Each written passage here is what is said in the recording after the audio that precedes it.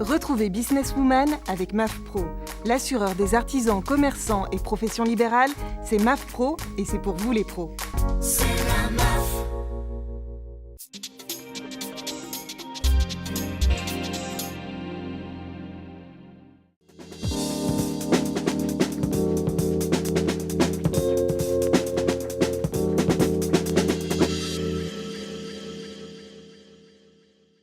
Bonjour à toutes et à tous, bienvenue sur le plateau de Businesswoman, votre rendez-vous incontournable dédié à l'entrepreneuriat au féminin. Je suis ravie de vous accueillir sur Demain TV et sur WeDoBiz.com pour ce numéro consacré à la levée de fonds. Étape incontournable dans une entreprise, que ce soit à son démarrage ou pendant sa croissance, la levée de fonds est l'un des principaux modes de financement existants, mais cela s'avère souvent difficile et délicat. Alors comment bien préparer cette levée de fonds?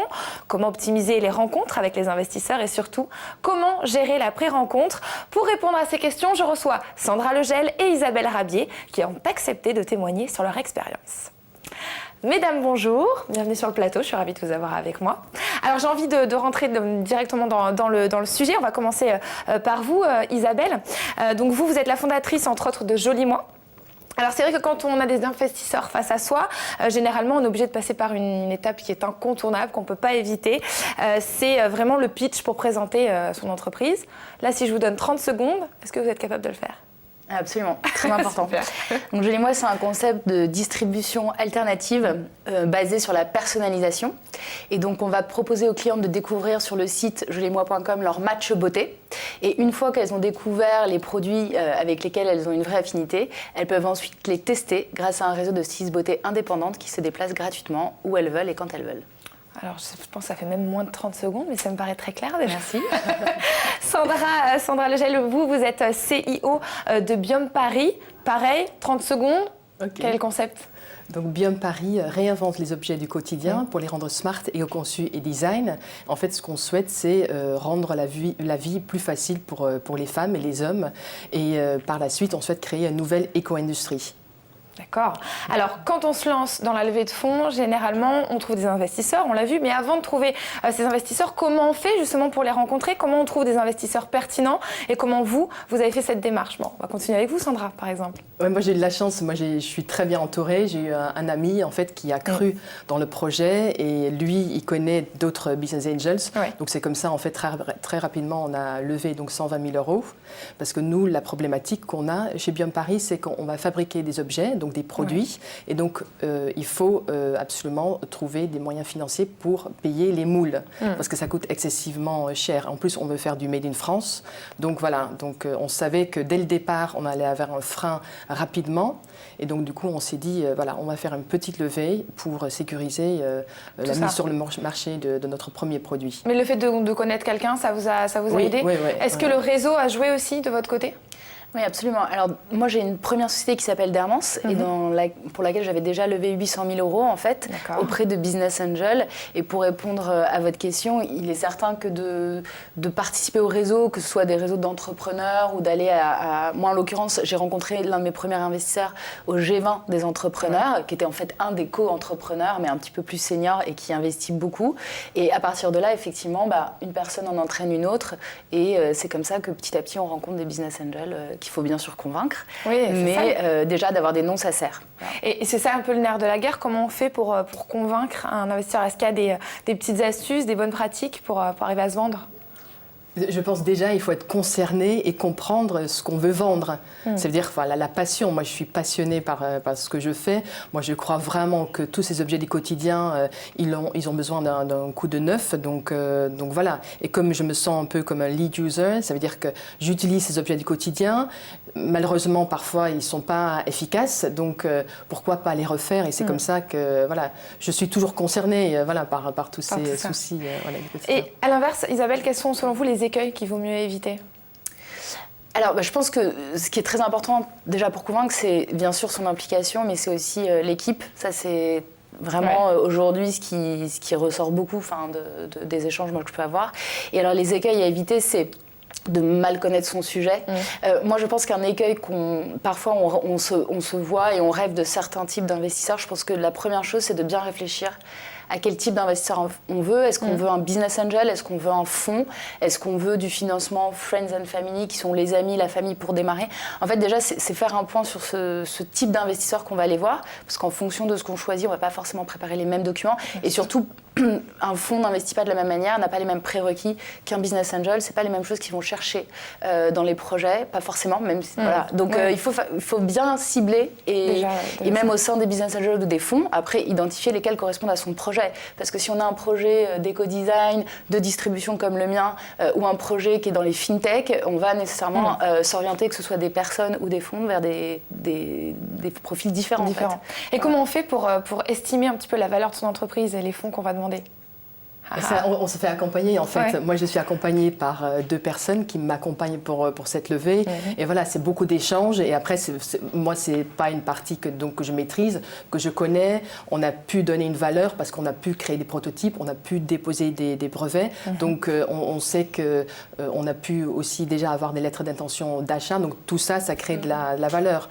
Mais encore une fois, je pense aussi vraiment il faut, comme je disais, il faut savoir s'entourer, avoir une bonne équipe et toujours aller dans la même direction que, bien sûr, le chef d'entreprise indique, mais il faut savoir être agile et s'adresser aussi aux business angels ou aux fonds qui nous sont destinés.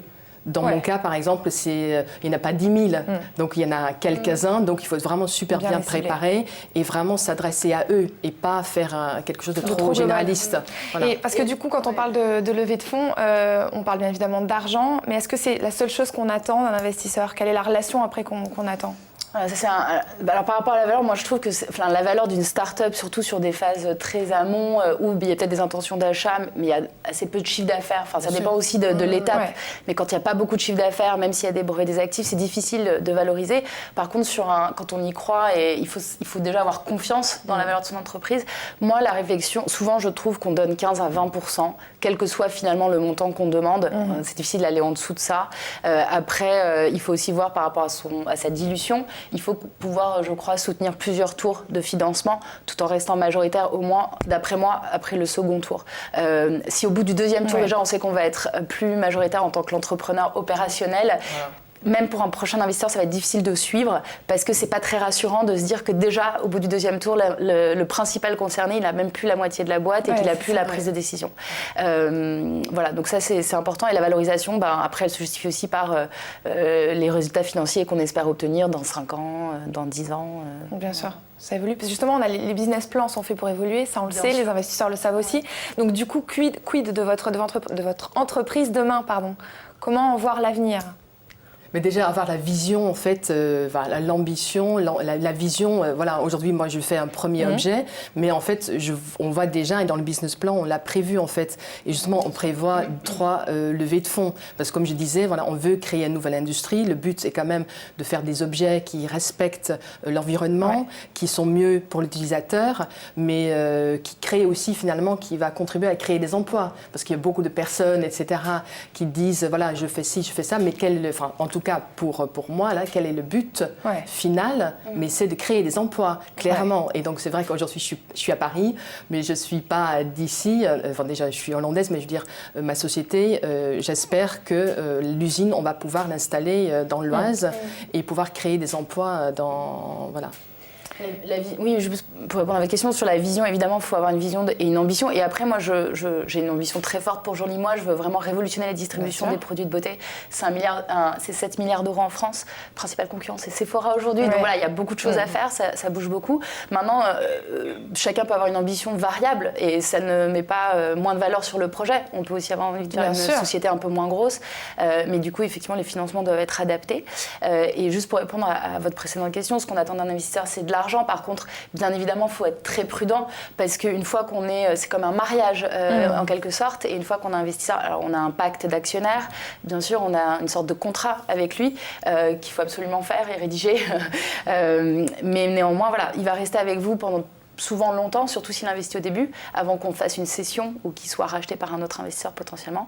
Et donc, il faut faire très attention à qui on recrute. Et en ce qui me concerne, moi, les investisseurs aujourd'hui que je vais voir, ils sont tous spécialisés dans certains domaines, donc soit la distribution, soit la beauté, et ils vont être en capacité de m'accompagner avec Jolie Moi sur le long terme et aussi avec une certaine ambition. Voilà, donc je pense que l'investisseur doit aussi matcher l'ambition qu'on a. Un investisseur qui a une très grosse ambition pour vous, qui n'est pas la vôtre, ça peut être frustrant parce que vous n'allez pas assez vite pour lui et vous, ça ne vous convient pas parce que ce n'est pas ce que vous recherchez. Et inversement, voilà, si vous avez un investisseur un peu pépère alors que vous avez envie d'aller très vite et d'investir beaucoup, de faire d'autres levées de fonds, il pourra vous freiner dans votre développement aussi. Donc il faut être très clair sur effectivement la vision et ce que vous attendez et quel type d'entrepreneur vous êtes en fait. Et aussi connaître la durée en fait, parce que j'entends beaucoup dire voilà, je vais lever des fonds, mais pour quand? Et en fait, oui, dans 6 mois j'ai besoin de temps. Oui, mais ça fonctionne pas comme ça. Déjà entre le moment où on reçoit des lettres d'intention, après il y a beaucoup de formalités, après ça passe pareil, toujours par plusieurs organismes. Donc ça prend déjà en soi, à partir du moment où on a les lettres, ça peut prendre facilement entre 3 et 6 mois. Ouais, ça peut être long. Et pour qu'on ait vraiment l'argent. Donc vous voyez, donc, je vois bien. Donc c'est pas quelque chose de... 9 mois en moyenne. Il faut quand même pas 9 mois en moyenne pour une levée de fonds. Oui. Est-ce que du coup, tout au long de cette levée de fonds, vous avez dû dire non à certains investisseurs? Ça vous est arrivé? Alors pour celle-ci pas encore, mais justement j'ai un peu appris de la première entreprise. Sur ma première entreprise, j'ai pu dire non. Et comment ça a été pris de l'autre côté? Ça n'a pas été très bien pris. Alors il y a eu 2 cas de figure où j'ai dit non. Un, parce que c'était finalement un investisseur d'un premier groupe qui avait quand même décidé de suivre alors que le groupe ne suivait pas. Mais du coup j'en avais plus besoin parce que c'était plutôt un investisseur. Voilà, c'était soit il venait avec le groupe et plusieurs investisseurs, soit seul, c'était moins intéressant pour nous. Et dans le deuxième cas, c'était une personne en fait qui venait toute seule mais avec un gros montant d'investissement, mais qui avait des conditions. En fait, le pacte était déjà bien avancé avec les autres investisseurs et lui redemandait des conditions supplémentaires sur ce pacte qui étaient trop contraignantes pour moi et pour l'ensemble des autres investisseurs. Et du coup, ça ne fitait pas en fait. Il faut faire très attention aussi souvent quand on fait des grosses levées de fonds, ça dépend du profil d'investisseur. Sur des business angels, quand vous levez 800 000, 600 000 euros, il en faut quand même plusieurs en général. Il faut s'assurer aussi, c'est un peu comme une promo, que tous ensemble, il y a des égos, il y a des enjeux, que tous vont bien fonctionner ensemble. Et donc il faut faire attention à ne pas faire rentrer le loup dans la bergerie aussi. Alors du coup, pour conclure un petit peu cette émission, parce que ça y est, on arrive déjà à la fin de l'émission, la petite question à 1 million d'euros. Je l'ai vu. Ou de dollars. Voilà, même on partage. Qu'est-ce que vous allez faire de cet argent mutuellement ? Nous, donc en fait, ça va vraiment servir au développement de la société, parce que donc aujourd'hui il y a un produit, on a déjà d'autres produits qui sont dans le pipe, donc mais voilà, on doit les sortir, on doit les produire, donc voilà, ça servirait à ça, et aussi bien sûr pour toute la partie développement commercial. Donc il y a toute la partie R&D et le développement commercial de nos produits pour pouvoir rentrer, développer encore. Voilà, sur Joliment, il y a 3 gros pôles. En fait, donc il y a l'investissement technologique avec tout l'algorithme de matching beauté, toute la personnalisation en ligne. Il y a un pôle marketing et communication pour pouvoir communiquer sur le projet. Et il y a un pôle RH, en fait, de recruter l'équipe. On a besoin de 4-5 personnes au démarrage, un business developer pour recruter et former nos stylistes beauté, pour développer la société. Donc, quand même des investissements RH qui coûtent cher, on le sait, avec les charges. Donc voilà. Pour financer ces 3 pôles-là. Eh bien, écoutez, moi, je vous souhaite vraiment tout plein de belles choses pour la suite de cette levée de fonds et puis, en tout cas, pour les projets qui sont là. Merci à vous d'avoir participé à cette émission. Merci à vous de nous avoir regardés. Je vous rappelle que vous pouvez retrouver cette émission sur demain.fr, sur WeDoBiz.com et ellesentreprennent.fr. Je vous dis à très vite pour un nouveau numéro de Businesswoman, car croyez-moi, les femmes n'ont pas dit leur dernier mot.